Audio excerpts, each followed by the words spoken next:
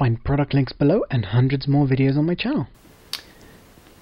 Hey everyone, welcome back. So I've mentioned a few times that I sometimes remove oil from stabilizers and change it with different oil.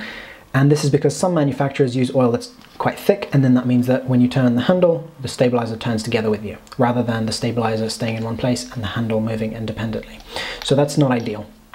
And so on a lot of units, I've changed the oil.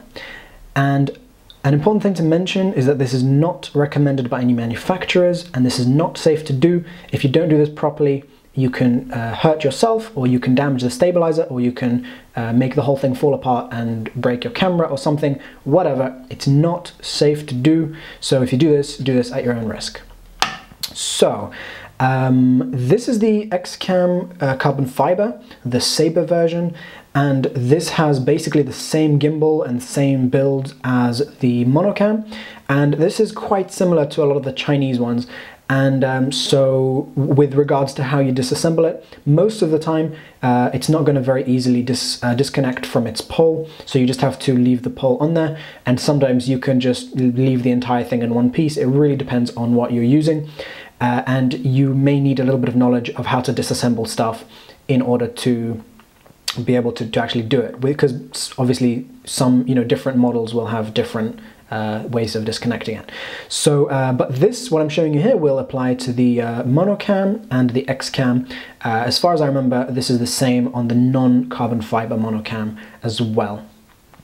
So basically it's you'll need a pair of pliers to disassemble this piece. So you've got these two little slits there and there, and so you grab it like this with the pliers and just use those pliers to gently sort of unscrew that. Once you've done that, then it'll be able to unscrew just by hand the rest of the way.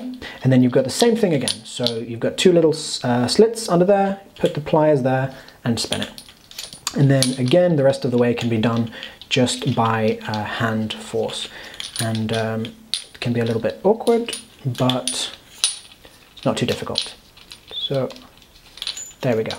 Now underneath that, once you've done that, this should disconnect from the bottom piece, which is that, and then you'll be able to pop out the actual bearing. Now I've already disconnected the bearings, this little mud guard, this little dust guard, and these are usually not easy to remove, and on a lot of units, if you remove this, you'll damage it. So please understand that on some units you don't want to remove this at all. For example, on a GlideCam you do not want to remove this, and here on this unit, because the oil is quite thick, I won't be able to remove it without I won't be able to change the oil without removing this. So I've decided to use quite a bit of force to remove this, and I knew that I would damage it in doing so. And so when I put it back, I may have to, it might add friction if the little bend I've done here in order to remove it, if that presses on anything like one of the bearings, then it will, stop this from moving smoothly, in which case I'll have to just cut this off of the unit and not use it. And in this unit particularly, this won't be such an issue because the entire unit is pretty closed, and so that shouldn't be a big issue. On the Monocam, it's the Monocam carbon fiber. This was very easy to remove because it's made of rubber or some sort of plastic, so it was very easy to remove compared to this. I mean, I still had to be quite gentle with it, but it was much easier to remove. And so again, this is one of the places where if you do this incorrectly, you could damage your unit on, for example, on a GlideCam, which, by the way, you don't need to do this on a GlideCam. GlideCam does come with smooth oil straight from the factory, but I did have to clean out the oil on my GlideCam because I accidentally used crap oil and I used some sort of cheap oil. So basically, you don't want to remove this on most units. However, on some of them, in order to change the oil, you have to. So once you've removed that, it's ideal to remove it from both sides, especially if you have thick grease in there, and I haven't done that yet because I wanted to show you what it looks like from the other side. It basically looks like that when it's closed, and it'll be like that on both sides. And then once you've removed that, fill up a bath of water and soap, so hot water but not so hot that you burn yourself, and then just washing up liquid like this, and ideally washing up liquid that's not oily, and then basically use a toothbrush to sort of scrub out the oil and spin this underwater and stuff, and it'll take it can easily take around 20 minutes or half an hour to do and to get out the oil. And you'll know that the oil is out of there because when you spin it, it won't be, you know, it won't feel smooth and like sort of frictionless.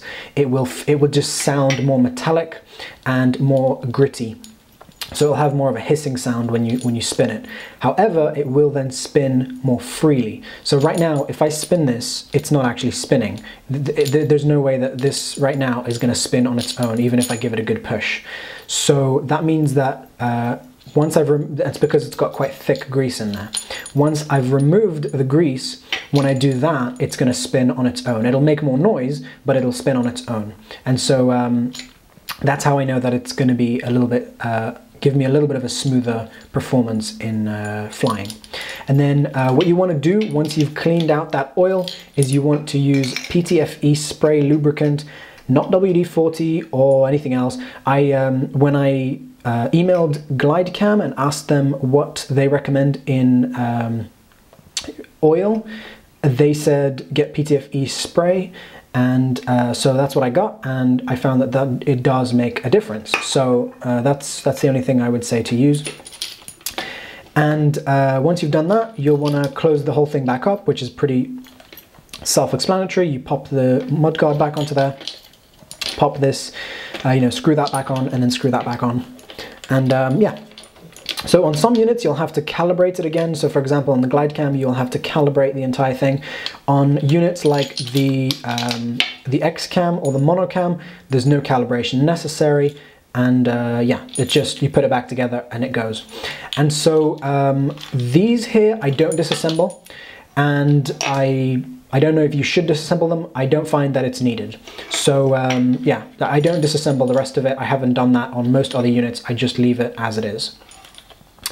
And I do try and wash them, you know, I do try and get any oil out of there and then replace it with some fresh oil. It's important to dry it before you put the new oil in. It's important to get it really nice and dry, so the entire thing is really dry. And you could use some sort of like hot air, you know, like a hair dryer or something, but obviously don't get it, you know, really boiling or something. I don't know if that would do damage. So to remove the mud guard, this dust guard, you need to take a sharp knife and sort of, you know, put it into the edge and pop it out, and that is very dangerous to do. And so, you know, you could cut yourself. You could very easily cut yourself doing this, and it's basically just putting it into there and then, you know, popping it out. And so either you'll put, you know, too much pressure and go that way and stab yourself, or you could spin it like that and then stab yourself. And remember that if you use tools, especially something like this here, a piece of metal can fly into your eye. If it breaks off, like a piece of metal breaks off the tip of the knife, that can fly into your eye. So use eye protection. And okay, another thing to mention is that I do remove these usually just to keep them dry, and I do usually remove the head sliding system, the sort of base, like the bottom and the top, so just so to keep them dry. But on some units you can, you know, you can leave those on. And another thing to mention is that on some units that don't have very thick grease like this, so this and the Monocam, they come with quite thick grease, and so you do need to open them up. It won't clean out without opening it up and removing the mudguard. It will not clean out. On some units where they've used oil and not thick grease, it will be able to clean out. In fact, you could leave the entire thing assembled and just spin the entire thing underwater, and you should be able to clean it out. So if you do that, just make sure to dry it off really well afterwards, and then make sure that as soon as it's dry, you put PTFE spray lubricant into there. And you may want to let the PTFE dry. This stuff, as far as I understand it, goes quite dry when it's you know, after you spray it on. And then after the first time, you let it dry out for a while, a few days maybe, and then spray a little bit more into there. However, a quick thing to mention is that this is not the actual or the actual brand that GlideCam recommended. They recommended a different one. I don't remember the company's name, but I'll post a link below. But that one was something like 5 times the price of this. So for now, I've just been using a cheap one, and it's been working pretty all right. Definitely better than something like WD-40 or the grease that comes with the with this, you know, the way that they usually come from the factory. And then you put the whole thing back together and, you know, assemble the whole thing back up again, and that's pretty much it, and you should be good to go. And again, I'll mention that this is not safe to do. This is not recommended. You could hurt yourself, you could spray oil in your eyes, you could break your camera if you don't attach it back properly, you could whatever, you could hurt yourself.